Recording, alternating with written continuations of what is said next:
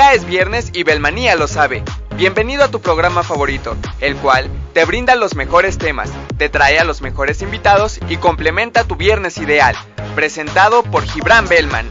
Sube el volumen, comparte en tus redes y ponte cómodo. Un viernes más Belmanía... a este su programa de Radio Belmanía. Ya saben que este programa se transmite desde las cabinas de Ansus Multimedios, que lo pueden encontrar en todas las redes sociales, en Facebook, Twitter, Instagram y YouTube como Ansus Multimedios Radio. Y también hacerles la recomendación de cada semana de que ingresen a www.ansusmultimedios.com, ya que todos los días salen las mejores notas del mejor interés para todos ustedes. Y pues bueno, un viernes más y me encuentro muy bien acompañado con la doctora Judith Romero Porras, doctora en música y musicología. Doctora, muy buenas tardes, bienvenida. Hola, ¿qué tal? Buenas tardes y muchas gracias por la invitación. Muchas gracias al grupo Ansus Multimedios por haber hecho esta invitación. Muchas gracias. No hay de qué. Cabe destacar que la doctora es mi maestra de solfeo en el Conservatorio de Puebla.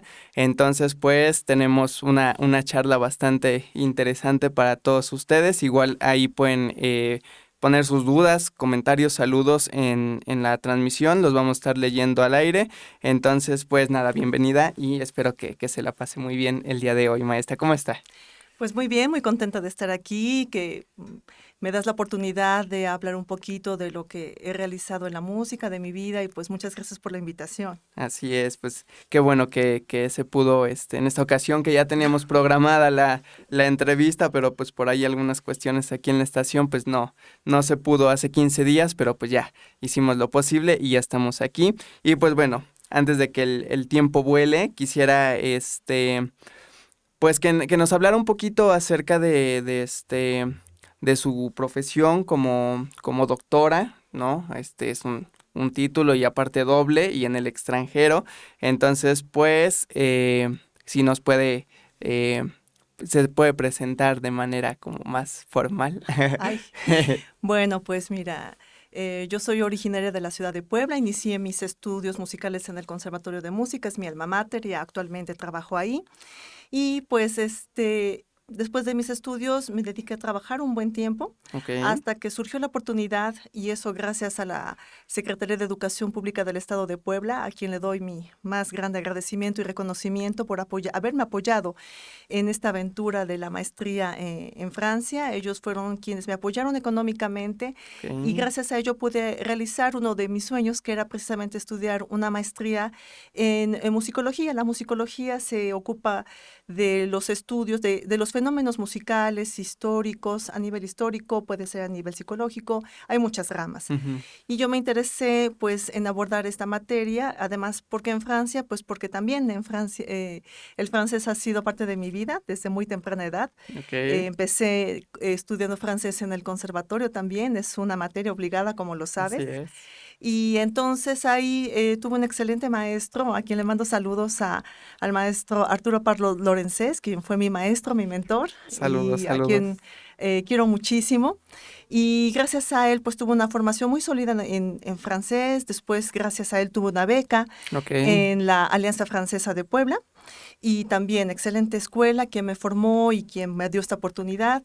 Y por ello, pues después de haber trabajado un tiempo en el conservatorio, surgió esta oportunidad. Entonces la SEP me dio esta oportunidad de irme para estudiar mi maestría. Terminé mi maestría y lógicamente de ahí también derivó el proyecto de doctorado, que era algo también, era un tema que me interesó durante la maestría, pero que iba a ser un tema bastante extenso y que no me lo esperaba. Y que bueno, afortunadamente no solamente la universidad de Sorbona Universidad, que es mi escuela de maestría y doctorado, sino que también ellos decidieron hacer un convenio con la UNAM.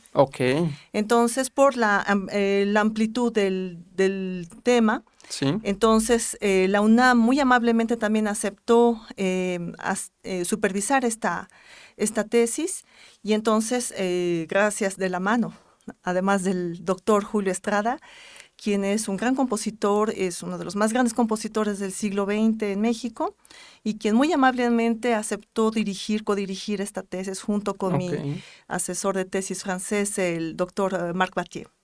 Perfecto, pues una preparación bastante nutrida, ¿no? Toda el idioma, pues el posgrado, los posgrados en el extranjero es algo que pues he de reconocerle, maestra, y de verdad el trabajo en clase pues se ve, ¿no? La calidad de la enseñanza, de la preparación que usted tiene. Entonces pues igual felicidades por ello, y quisiera que nos pudiera contar cómo fue su historia, su acercamiento hacia la música, ¿no? Más concretamente al piano, que es su instrumento. Entonces, pues para que la conozcamos un poquito más, ¿cómo fue que usted dedicó su vida a la música? Pues o está dedicando más bien. Claro, pues mira, fue de manera bien lúdica porque pues estaba yo en una escuela primaria oficial, teníamos unas clases de música maravillosas con nuestra querida maestra Conchita, no sé si está, ya no he tenido mucha oportunidad de verla, pero ella nos enseñó de manera tan lúdica, tan informal, Conchita, tan feliz o ya de aprender la música, que eso me llamó mucho la atención. Sí. Entonces, junto con mi hermana gemela, a quien le mando un saludo, a mi hermana Adriana, que también es doctora. Entonces, pues nos interesó mucho la música, era como un juego. Entonces, así iniciamos. La maestra Conchita hacía su estudiantina. Y entonces hasta teníamos nuestros trajes, imagínate. Era como una aventura, ¿no? Entonces tocábamos la famosa melódica, que era un instrumento japonés que, introdujeron en esas épocas, de los años 80. Y entonces nosotros ahí soplábamos y tocábamos el teclado, y entonces así empezamos con la música jugando. Y luego un juego de circunstancias hizo que mi papá, Hugo Romero, a quien también le mando un saludo. Saludos. Él conocía al director de la época, que era el profesor Andrés Bernal Martínez. El maestro Bernal, sí. Exactamente, entonces lo conocía y de repente pues se dio cuenta que estábamos muy involucradas, mi hermana y yo en esa época, mi hermana Adriana y yo, y entonces pues dijo, bueno, dice como que, y además mi mami, que ya no está con nosotros, pero que está en espíritu muy fuerte con nosotros, su espíritu ha sido y es muy grande, se dio cuenta que además de que como ella fue maestra de escuela primaria, nos enseñó muy rápido a leer, a escribir. Entonces, teníamos muchas habilidades y en la escuela íbamos muy bien. Entonces, como que dijo, no, tienen que hacer otra cosa porque tienen mucho tiempo libre. No. Entonces, ya vino la iniciativa de mi papá de entrar al conservatorio, pero fue de una manera así lúdica. Y de ahí nos seguimos, de frente, mi hermana Adriana y yo, de frente. Mi hermana después se salió, pero estudió en otras instituciones. Y yo ahí terminé mis estudios musicales. Ahí como pianista, me interesó mucho el piano. Estudié con un maestro que también ya no está con nosotros, que también fue un gran compositor, el maestro Isaías Noriega de la Vega. Y después yo estuve buscando otras maneras de desarrollo en el instrumento. Y entonces tuve la oportunidad de conocer a la maestra Laura Sosa, quien fue maestra catedrática de piano en la Universidad Veracruzana. Y bueno, ¿qué te puedo decir? Ella ha sido una mentora muy importante. Con ella estudié el piano, descubrí el arte del piano y fue maravilloso. Entonces, con ella se definió muy bien mi carrera desde muy temprana edad. Qué bello, es algo muy padre, ¿no? Como pues en generaciones distintas, pues cada uno tiene esta historia, ¿no? Que nos lleva a lo que pues día a día estamos haciendo, ¿no? Como lo comentábamos antes del aire, ¿no? Estar estudiando, ¿no? En la praxis, ya hacer una preparación más enfocada, un posgrado dentro del enorme ámbito que es la música, ¿no? Como lo vemos en la clase de solfeo. Rápidamente quiero leer unos comentarios que ya tenemos por aquí. El primero de Araceli Ibáñez Sandoval, que dice: muchísimas felicidades, amiga Judith. Quiero mencionar que mi amiga Araceli, somos amigas desde, pues nos conocimos en la primaria. Y ella, le mando un saludo muy fuerte. Ella es como mi hermana.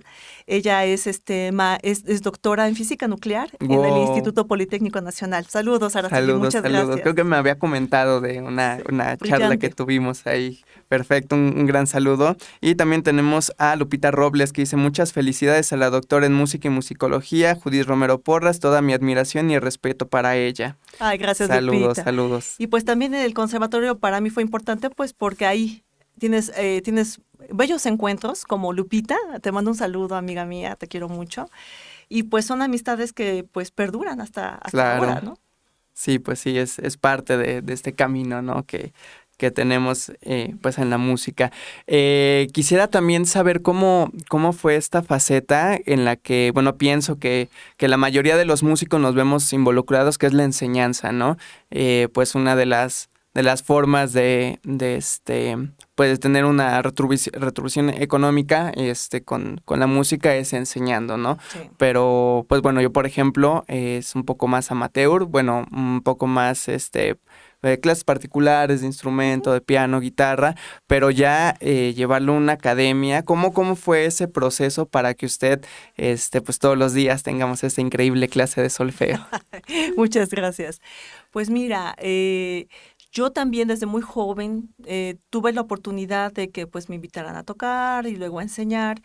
Y entonces, como mi mami fue maestra de educación primaria, Okay. mi papá maestro de educación física, yo veía que lo primero era tener ese compromiso de que tienes uno el compromiso, tú lo sabes, de formar una persona y de que no sabes hasta dónde va a llegar y de que cualquier palabra que tú digas puede motivarlo o desmotivarlo para siempre. Sí.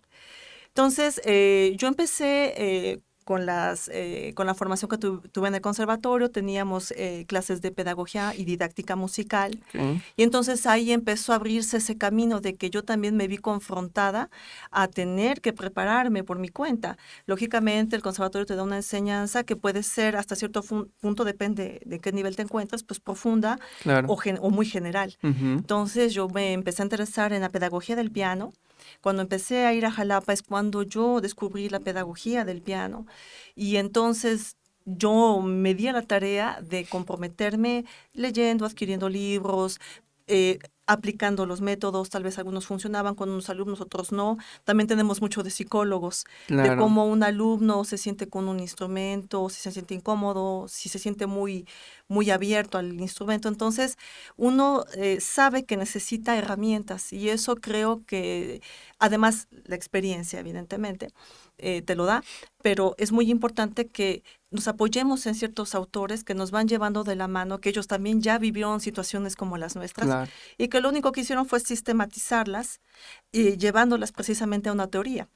Entonces, por ejemplo, en la clase de solfeo que tenemos contigo, en a nivel licenciatura, aunque puede ser un poquito lúdico de repente, pero yo me baso en el modelo de Dalcroze, que tiene como puntos, tiene 3 puntos, 3 aristas importantes, que es el ritmo, el solfeo corporal, que es lo que hacemos mucho en clase, y una parte que no he podido desarrollar con ustedes porque nos falta un poquito de tiempo, porque ahí es donde yo meto, por ejemplo, la teoría musical, que en esta ocasión, hoy estuvimos hablando de Jean-Jacques Rameau, y entonces, y es la improvisación.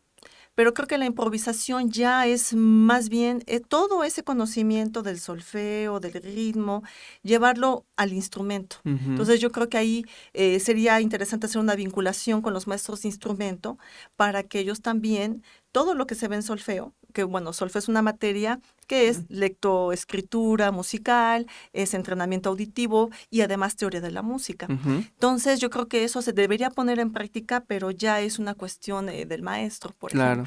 Entonces, esa fue mi base de decir, bueno, y cada vez, pues lógicamente con ya el desarrollo de la tecnología, viene el internet, pues tiene uno una de plataformas increíbles para poder desarrollar este tipo de actividades. Claro que uno tiene que hacer la selección. Hay mucha información, como lo sabemos, en internet, y hay que tener ese criterio, pero pues ese criterio te lo va dando la experiencia. Sí, pues es una de las ramas de la música creo que más importantes porque pues es obviamente el compartir, ¿no? Todo este conocimiento y como usted comenta, ¿no? Es tanto ya lo que existe que precisamente se debe llevar un control riguroso, ¿no? Una manera muy, muy específica y muy enfocada de cómo se va a adquirir y también obviamente pues transmitir ese conocimiento, ¿no? Porque como lo vemos y me encantan las clases de los viernes, porque en la clase de los viernes es más teórica, es más como de debate, de diálogo y el compartir ideas con los compañeros de clase es algo súper padre. Entonces, pues sí, ¿no? O sea, toda esta información que vemos que se hablaban con otros filósofos o con científicos, como lo estamos viendo con Ramón, pues sí, ¿no? Es una tarea muy, muy, muy importante el poder compartir de manera eficiente este conocimiento y obviamente también en la parte del instrumento, pues como comenta, ¿no? Es una responsabilidad muy grande porque bien acertado el comentario que hizo, pues un maestro puede llevarte hasta donde tu talento y tu disciplina quiera, o también de cortarte las alas de manera muy, muy fea, y lamentablemente hay maestros que actúan de esta manera, pero pues es como una simbiosis, ¿no? El alumno evidentemente aprende del maestro, pero también el maestro aprende mucho en la cuestión pedagógica, ¿no? Pues cada alumno es como un universo distinto, tiene su manera de aprender y, por ejemplo, yo que estoy en este aprendizaje también de dar clases, lo que a mí pues me es muy útil es que puedo como crear herramientas para que mis alumnos aprendan o entiendan ciertos términos no por el mismo camino, ¿no? Porque son muy diferentes y yo tengo esta facilidad de, mira, pues por ejemplo, te imaginas que esto es así y así y entonces lo entienden, ¿no? Claro. Pero pues es un proceso bastante, bastante amplio, ¿no? En la pedagogía. Quisiera preguntarle de toda esta gran, disciplina que es enseñar, ¿qué es lo que más le gusta para llevarlo a cabo todos los días?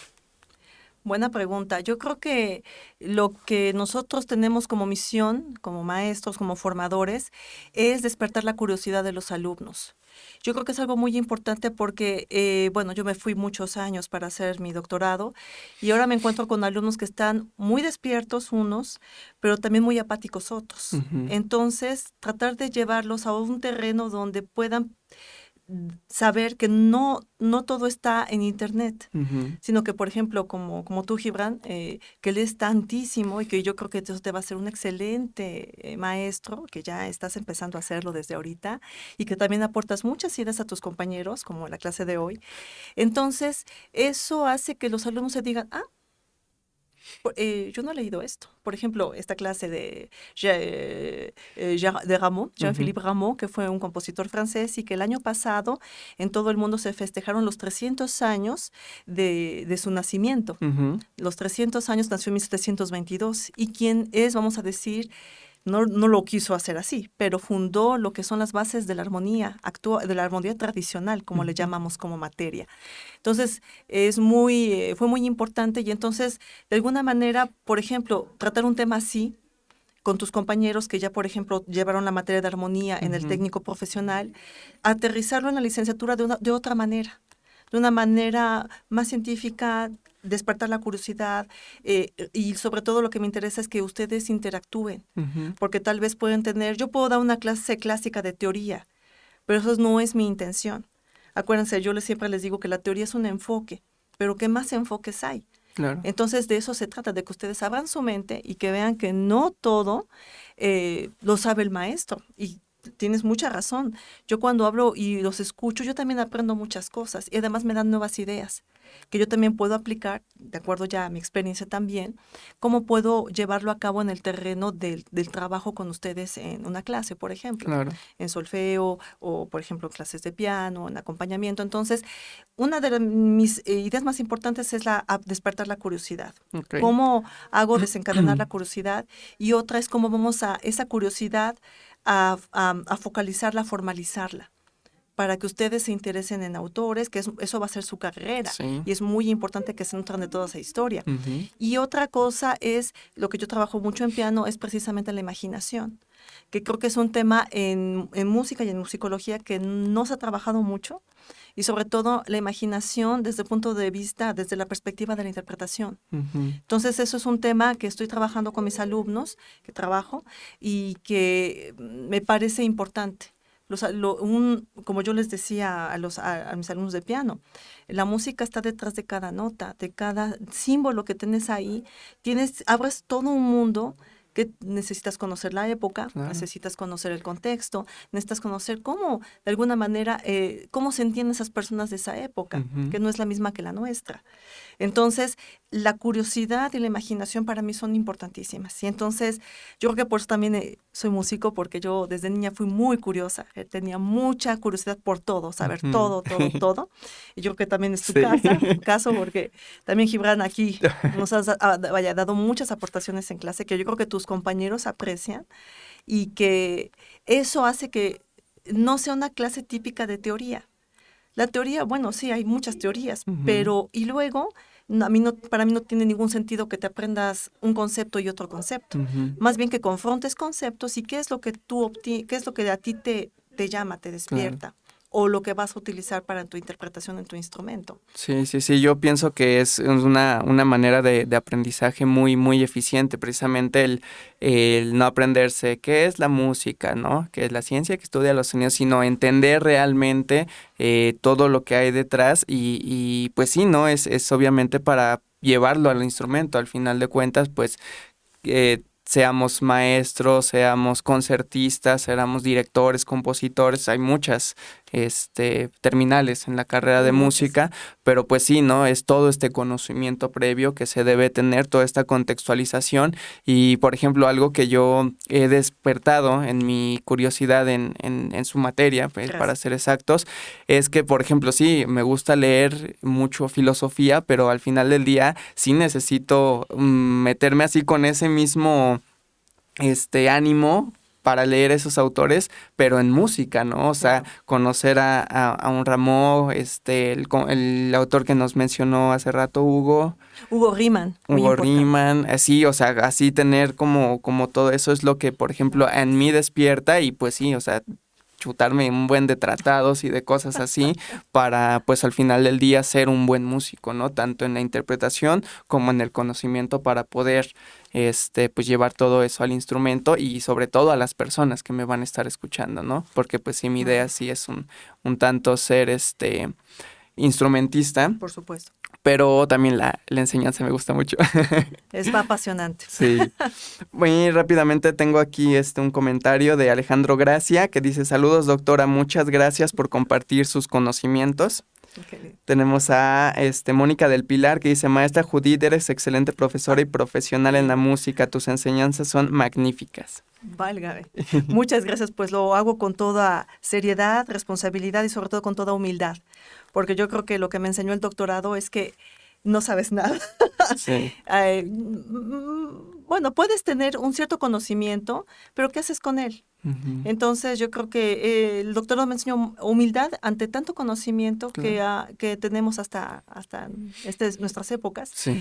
Y sobre todo decir, bueno, ¿qué es lo que yo puedo aportar? Aunque sea un granito de arena, que es un granito de arena mi tesis, pero yo creo que esas tres cosas siempre las he tenido muy en cuenta, cómo una palabra puede desencadenar todo un proceso en alguien y sobre todo para mí, cada clase que doy, que estoy con ustedes, yo digo, ese día es el más importante. Entonces, tener esa responsabilidad de decir, o sea, ese día que estoy con ellos, no va a volver nunca. Claro. O sea, pasa tan rápido el tiempo que ya acabamos el curso y ya se acabó. Entonces, por eso trato de escoger siempre lo mejor y eso me enseñó el doctorado. Siempre tratar de ver tanta información, qué es lo que a ustedes les puede servir y lo que yo también creo que puede servirles, pero también con ustedes yo me retroalimento y veo que les interesa, que no les interesa. Entonces, yo creo que eso es muy importante, esa responsabilidad, uh-huh. que siempre eso me lo enseñaron mis papás, la responsabilidad que debes hacer bien las cosas bajo cualquier circunstancia, que a veces pueden ser complicadas las circunstancias, claro. La responsabilidad, el compromiso y sobre todo el amor, y además pues a mí me apasiona la música tocando, que pues también ahorita lo que más he hecho es ahorita acompañar, uh-huh. Y sobre todo pues dar las clases, pues a mí me emociona, yo digo, esta clase nunca va a regresar, claro. O sea, si yo puedo por lo menos una cosa ser útil, que eso se lo lleven los alumnos. Gracias por el comentario, Pili, te mando un saludo. Sí, y complementando también lo que comenta, pues como bien decía René Descartes, que era cambiaría todo lo que sé por la mitad de lo que ignoro, ¿no? O sea, es de verdad el conocimiento es súper, súper, súper abismal en música y pues sí, la maestra de verdad que todos los días va con el mejor de los ánimos y entusiasmo para que nosotros aprendamos y de verdad que sí funciona. Ay, gracias. También quisiera comentar, más bien preguntarle, en esta visión de los posgrados, ¿no? Siendo pues la carrera tan amplia que abarca tantas cosas, tantas épocas, tanta teoría, tanta praxis también. Aquí la idea para tener un posgrado, nosotros como estudiantes de licenciatura, ya, ¿en qué deberíamos enfocarla? Es decir, para algo que nos dé como un valor, puede ser económico también en un futuro, porque pues es importante, ¿no? El de llevar una vida digna. O cuál es, por ejemplo, su motivación, cuál fue su motivación para ir más allá, dar un paso más de la licenciatura, que es pues el grado superior primero, más básico, por así decirlo, que no es nada básico, pero ir más allá. ¿Qué es lo que a usted la impulsó a realizar 2 doctorados, uno en México y uno en el extranjero, en Francia? Y pues bueno, con base a ese comentario sería la pregunta. Pues mira, como soy una persona extremadamente curiosa, que a veces sé que me cansa, pero bueno, lo asumo. Yo pienso que la música, y lo he vivido, es tan generosa que te muestra muchos caminos. Entonces, cuando yo terminé mi carrera, yo ya estaba dando clases desde el 95, ya estaba, yo creo que mucho antes. Daba clases, me daba cuenta de que había cosas que no había aprendido, que necesitaba buscar, pero lo que quería era trabajar. Entonces, para mí fue muy importante trabajar esos años porque me dio mucha experiencia. Y luego también el hecho de ver a qué fenómenos me enfrentaba cuando daba clases de solfeo, cuando daba clases de instrumento. Entonces yo decía, quiere decir que hay algo que en mí todavía no está formado. Por ejemplo, el de la enseñanza, que lógicamente la praxis te lleva lógicamente a llegar a ciertas conclusiones. Pero yo decía, bueno, y esas conclusiones tal vez algunos otros músicos han llegado a esas conclusiones, ¿no? Entonces, por eso empecé a estudiar la maestría. Okay. Yo primero hice una maestría aquí en México, que fue de educación, por ahí del año 2005. Muy interesante, eso me abrió mucho los ojos porque conocía la realidad de México, pero en música no tanto, y entonces me empecé a interesar. Y ya después, pero me gustaba dar clases, o sea, siempre me ha gustado dar clases, entonces seguía con mis clases, pero yo me daba cuenta que, por ejemplo, un modelo como el conservatorio, que es un modelo francés, que se exportó a México y a todo el mundo, solamente se quedaba en el estudio de la música decimonónica. Y ya lo que era, ¿qué pasaba con la música del siglo XX o principios del siglo XX? Entonces, me llamaba mucho la atención y sobre todo una pregunta fundamental fue qué había pasado con el nacionalismo mexicano, que pues, empezó a gestarse después de la Revolución Mexicana. Y yo decía, bueno, después de este movimiento de Revolución Mexicana, ¿qué pasó? ¿Cuál fue el devenir de la música, del movimiento nacionalista mexicano? Y entonces es cuando yo empecé a leer, me empecé a documentar y yo dije, quisiera hacer algo al respecto acerca de si Europa había influenciado en este nacionalismo, que por supuesto que sí, pero ya empecé a trabajarlo más a detalle. Entonces, cuando me fui a la maestría en 2010, empecé a trabajar sobre el nacionalismo mexicano y a hacer un comparativo con lo que significaba el nacionalismo en Europa, por ejemplo. Entonces ya empecé a hacer estudios, a hacer esta investigación. Y ya después, en el tema precisamente de maestría, me encontré con un autor, Julio Estrada, que hablaba de un compositor francés, Jean-Étienne Marie, y entonces lo menciona él y lo menciona otra musicóloga muy importante, Yolanda Moreno Rivas, que también fue una gran pianista en Ciudad de México, y hablaban de este compositor y hablaban siempre como su importancia en la influencia que tuvo en las generaciones de los compositores como él mismo, Julio Estrada, Mario Lavista, Federico Ibarra. yo decía, ¿pero por qué? O sea, ¿quién es este compositor? Y entonces de ahí derivó mi tema de doctorado, sin saber que iba a ser un tema extremadamente amplio. Y pues me llevó muchos años por la investigación que hice en Francia. Luego tuve que venir a México, sobre todo a la Ciudad de México, para hacer entrevistas al doctor Julio Estrada, al maestro Mario Lavista, quien me otorgó, tuve la fortuna de tener una entrevista con él, y después, bueno, él falleció en 2021. Y después me empecé a enterar de muchas cosas que esa generación había hecho y que pues nadie había contado. Entonces a mí me tocó hacer esa reconstitución histórica. Fue muy interesante de ver cómo hubo esa ebullición de muchos mexicanos que salieron de lo que se llama y sigue existiendo el taller de composición en el Conservatorio Nacional y se fueron al extranjero. Y cómo empiezan a empaparse de las vanguardias europeas. Un tema también bastante interesante, y pues sí, que dio una influencia en general, yo creo que a nivel pues mundial, ¿no? O sea, las vanguardias fue un movimiento bastante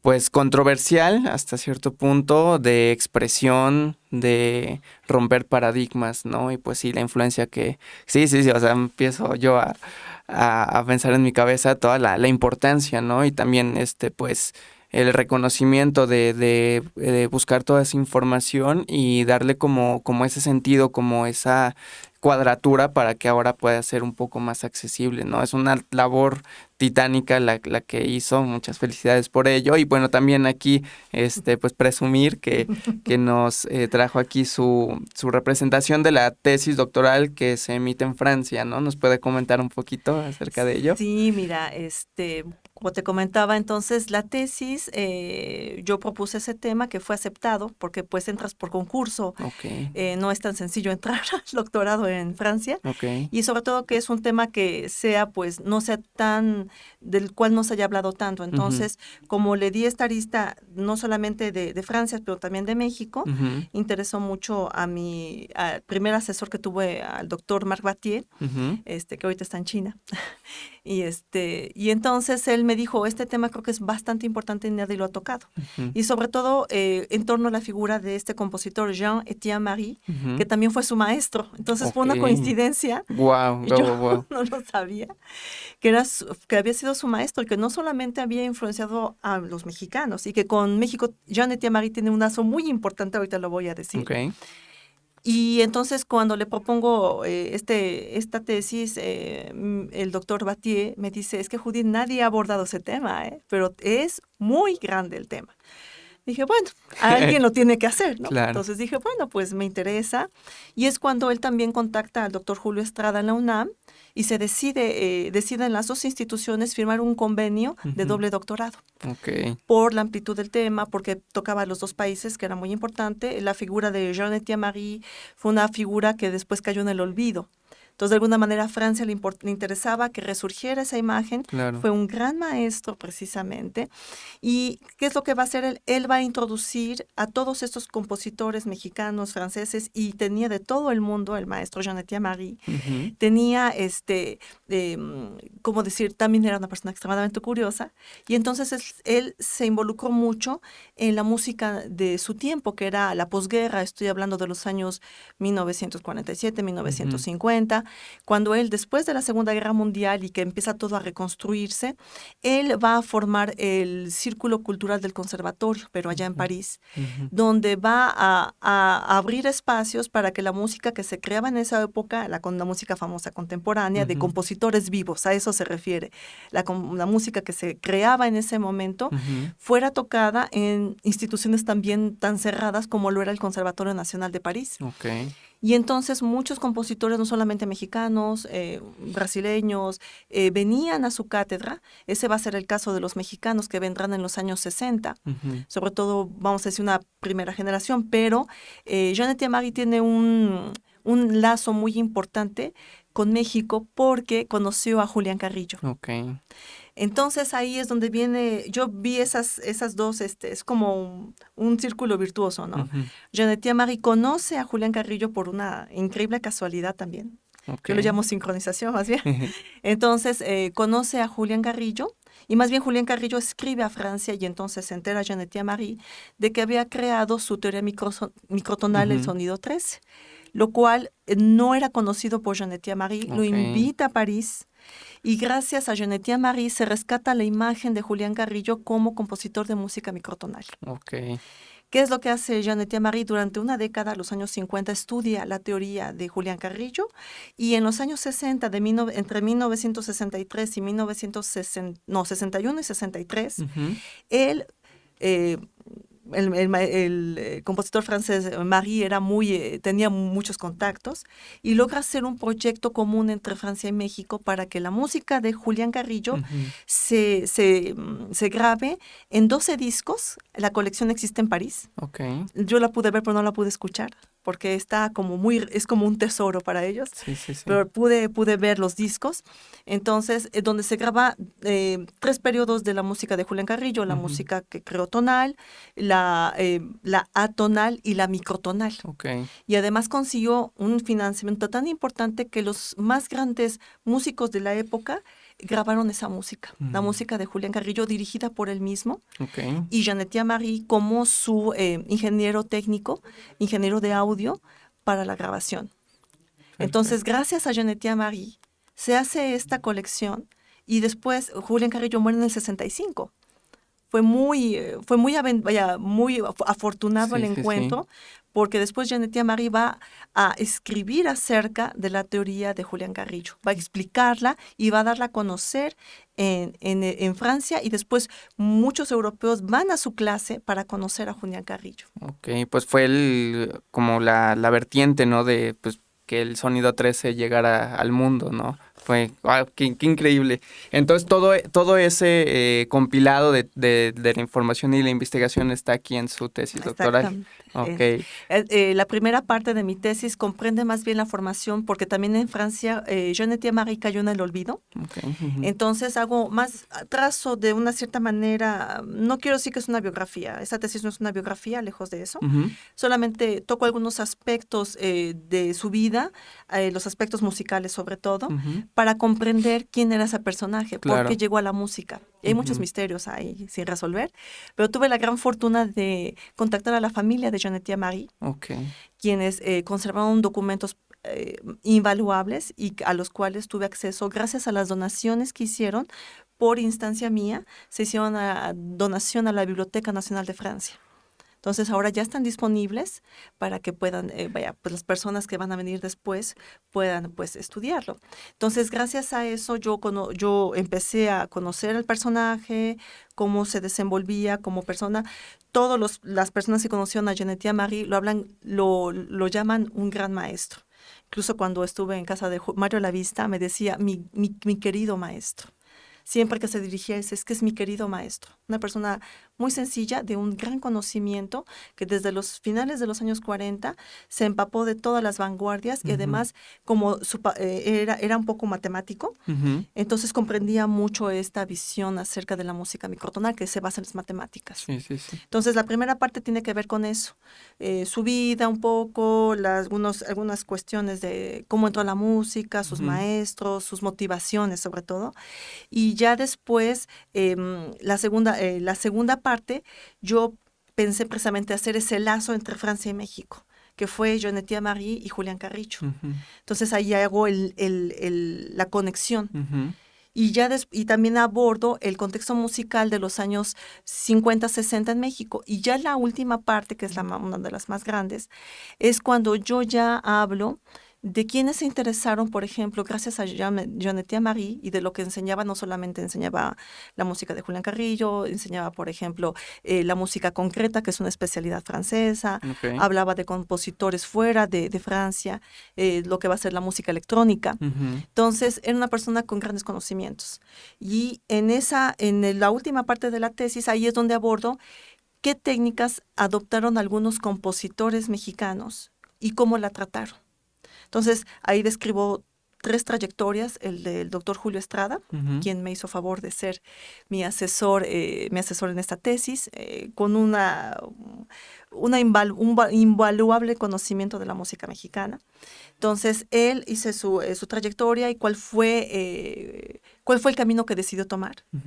Otra fue una compositora mexicana desconocidísima, Alicia Urreta, que fue una de las primeras que incursionó en la música, vamos a decir, concreta, que se le llama música grabada, música por manipulación y mezcla de cintas, por ejemplo.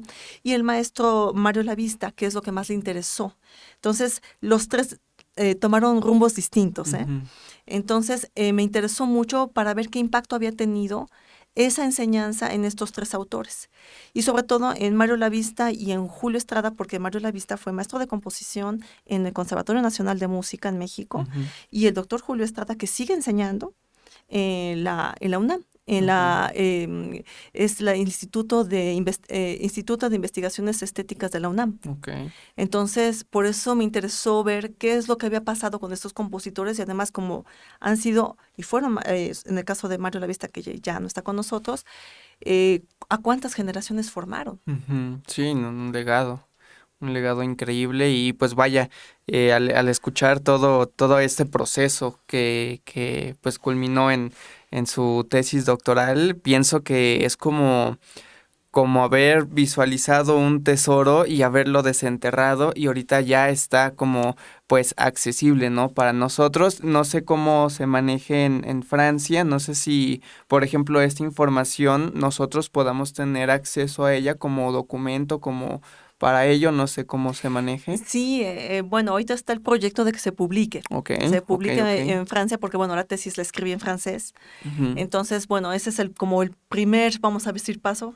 Tengo apenas 3 meses de haberme doctorado, entonces ahorita estamos viendo la posibilidad de que se publique en Francia. Nos va a llevar todo este año.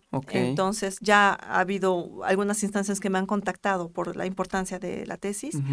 Y en México, una vez que se haya publicado en Francia, voy a tener un poquito esos derechos de traducción en español, y entonces ahí sería más bien con el doctor Julio Estrada a ver qué es lo que nos propone, porque él también está muy interesado en que se publique. De hecho, ahorita yo estoy, gracias a que tuve este contacto y que se hizo la convención con la UNAM, he podido participar en el laboratorio de creación musical, en el cual el doctor Julio Estrada es director y además dirige, y entonces ahí es donde yo puedo hacer un poco de difusión de mi tesis, partes de la tesis, porque la tesis en sí, por ejemplo, la última parte es de mucho análisis musical. Entonces hay que enfocarla para un cierto público, por ejemplo. Las 2 primeras partes son más interesantes porque son reconstituciones históricas, reconstitución de lo que era el ambiente, por ejemplo, de la posguerra en Francia. Entonces hay que adaptarlo al público, de hecho. Entonces eso me va a llevar un poco de más tiempo porque pues necesito traducirla, y eso, bueno, el doctor Julio Estrada está muy interesado en hacerlo, pero sí, eso va a ser, vaya, poco a poco, sobre todo este año, pues primero se publica en Francia, que ese es el objetivo. Y ya después, por supuesto, estará disponible. Lo que queremos es ver si se puede promover aquí o en la Ciudad de México para su publicación, que sobre todo yo lo que quise hacer con mucho cariño fue eso, qué es lo que yo podía aportar con toda esta investigación, y es precisamente un periodo de la historia de los años 60 y principios de los 70 que no se había contado. Claro, sí, pues de hecho el cambio de la concepción musical en esos tiempos fue muy radical, ¿no? Porque estábamos hablando en clase igual de cómo era la música, el serialismo y todo esto a principios de 1900, ¿no? Y bueno, para la música, que por ejemplo yo que nací en el 96, ya es un concepto totalmente distinto, ¿no? Con sintetizadores, con pues otro tipo de expresiones, porque también fue, por ejemplo, para el blues, para el jazz, pues fue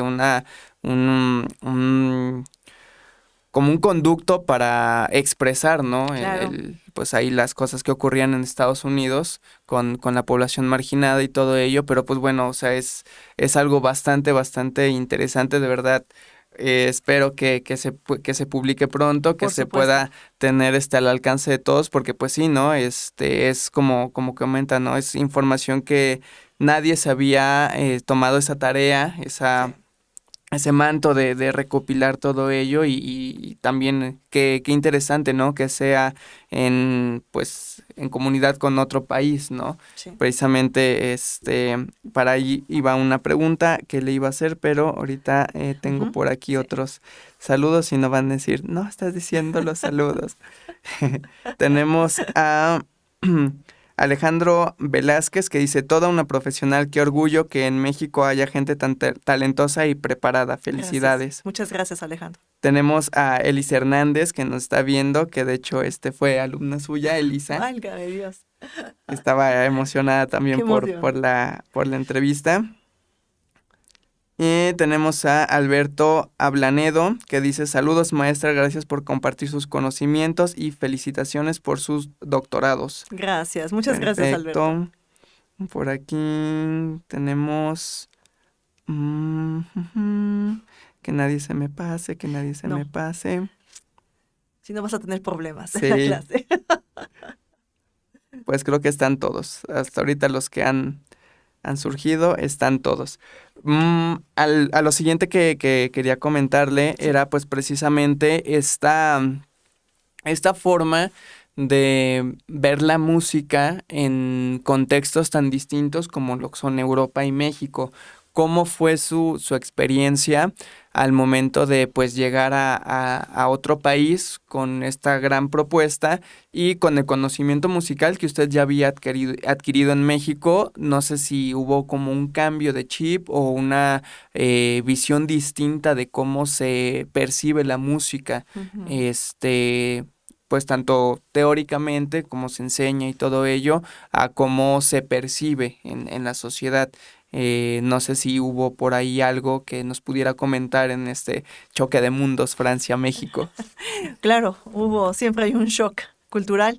De hecho, la foto que te proporcioné para el promocional, esa foto para mí es muy significativa porque estaba en mi primer año de maestría en musicología y no es que ponga una cara de cansancio, era una cara de sorpresa, pero también de gran asombro de cómo iba yo cómo yo me inscribía en este gran flujo de la historia, ¿no? Y cómo yo iba a contribuir. Entonces, así como que se me hacía muy complejo. La verdad, esa foto para mí es como que una complejidad, se volvió una complejidad. El primer año, cuando llegué a Francia, lógico, hablaba el idioma, pero no es lo mismo. Cuando ya hablas el idioma, ya tienes algunas referencias culturales, pero nada como estar en el terreno. Entonces, pues había que hacer trámites, tenía que hacer lo de la visa, no sabía cómo. Ya empieza uno a entrar en ese mundo que para mí es más acelerado, es muy acelerado. Como una gran ciudad como París, es como la Ciudad de México, es una locura, va muy rápido, yo no estaba acostumbrada. Entonces, siempre pero era tanta mi curiosidad por saber qué es lo que podía yo hacer, que entonces poco a poco uno se va adaptando al ritmo de vida, no comen a las mismas horas, la organización de la vida es muy diferente, incluso las salidas con amigos. Entonces el primer año para mí fue un shock.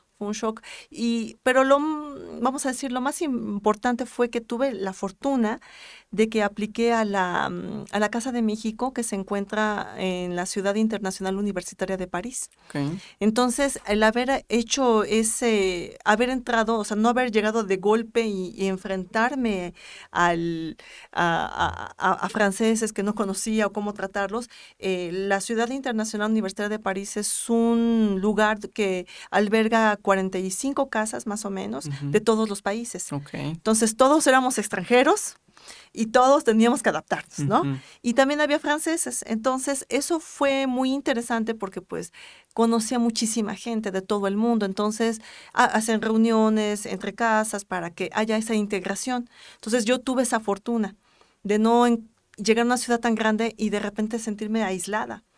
Y eso me ayudó mucho a integrarme. Estaba en la Casa de México, pero con sede, había intercambios con otras casas. Okay. Y por mi nivel de francés iba a las casas donde estaban franceses. Okay. Entonces, pues platicábamos, hablábamos de costumbres, yo iba a la cocina y pues todo el mundo socializaba, platicaban, qué hacías, y era muy gracioso porque pues yo era la única como de artes y los demás eran de agronomía, ¿no? Okay. Como que me hablaban de África, me hablaban de Asia, entonces para mí cada noche era bien interesante, era ir a mis clases en la mañana como loca, estar investigando en la tarde en la biblioteca, porque ahí sí es de investigar, las bibliotecas están llenas, todas en París, y aunque haya internet, eso no sirve, tiene uno que ir a las bibliotecas, claro. Y en la Ciudad Internacional Universitaria había precisamente una biblioteca maravillosa que me pasaba las horas, estaba yo fascinada, y entonces eso me permitió integrarme. Entonces ya después de eso, ya de alguna manera uno empieza a agarrar el ritmo. Sí es un shock, los primeros 3 meses es muy difícil porque pues no ves a tus papás, no ves a tus amigos, no puedes así como que te tienes que administrar económicamente, tenía beca, pero aún así te tienes que administrar porque pues no es igual. Entonces sí fue un shock, pero ya después, viendo otros extranjeros que también sufren de los mismos problemas, pues bueno, ya los compartíamos. Claro, sí, pues una experiencia bastante increíble y pues bueno, es un cúmulo, ¿no? De emociones, de experiencias que al final del día pues dieron este resultado increíble que pues vuelvo a hacer mención que espero que pronto tengamos acceso a esa información tanto en francés como en español. Igual pues hay que retomar las clases de francés claro. Para poder leerlo. Que de hecho estoy dando clase de francés allá en el conservatorio. Perfecto, ahí está. Un punto más a todo lo que hace la maestra. De verdad es una persona que yo admiro mucho. Yo creo que desde las primeras clases que tomé con usted fue ver un concepto distinto a lo que uno estaba acostumbrado a las clases en el conservatorio. Y bueno, ya también cuántos años no pasé claro. en solfeo, pero sí es una materia muy distinta, muy enfocada, que pienso que nos da pues herramientas que necesitamos y que no todos manejan o le dan esa importancia, ¿no? Como es, por ejemplo, el solfeo corporal y todo ello. Entonces, pues bueno, todo lo que ha logrado maestra, el más sincero de los reconocimientos para usted. Y bueno, tenemos por aquí rápidamente comentario precisamente de Elisa Hernández, que dice: hola doctora Judith, me da mucho gusto saber de usted, la extraño y le mando un abrazo. Ay, igualmente, muchas gracias. Tenemos a Jesús Gracia, que dice: por grandes maestros como usted que motivan e inspiran, se mueve el mundo. Gracias por compartir su conocimiento con nosotros, maestra. Muchas gracias, qué lindo comentario, gracias. Sus enseñanzas me están dejando huella en la vida. Muchas gracias, maestra. Qué bueno, qué bueno. Tenemos a Luis Alfredo Espinosa, que dice: los grafismos son lo máximo. Una enseñanza de la afinación atonal. Perfecto, pues bueno, aquí creo que he cumplido con todos los comentarios y pues lamentablemente el tiempo vuela en la radio. Y bueno, creo que quedaron muchas cosas que todavía pudimos comentar, pero bueno, me da mucho gusto que hayamos tratado bastante el tema de su trabajo, un trabajo que pues que es bastante amplio. Yo sé que pudieron quedar muchas cosas que no comentamos, ¿no? Pero pues podemos llegar a tener una segunda sesión, una segunda invitación, platicar de temas que bueno, también le pueden interesar mucho a los compañeros en la institución.